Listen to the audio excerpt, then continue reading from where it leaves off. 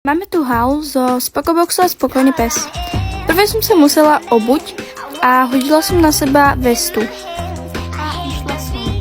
Jak môžete vidieť, tak bol také, už sa stmievalo ako keby. No áno, prišiel mi len teraz balíček, takže som musela ísť teraz pre ňo. Čakala som, kým sa mi otvorí skrinka, no ale nakoniec sa mi otvorila hore a ja som čakala, kým sa mi otvorí dole. Išla som teda domov. Objednala som teda Spokobox a pivovarské kvasnice a môžete vidieť, že už tu čakala aj Lesina a Luna si tam ako keby kúsala šišku. Takže prvé som objednala pivovarské kvasnice. V Spokoboxe sme dostali takúto hračku, no samozrejme keď som to dala Lune, tak to malo už rozkúsané. Sme dostali toto Pikmin, dá sa povedať také tyčinky.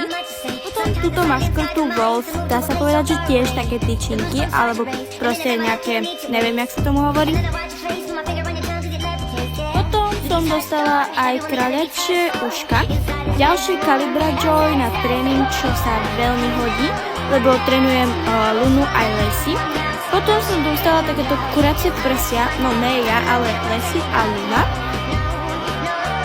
Počula som, že sú fakt dobré.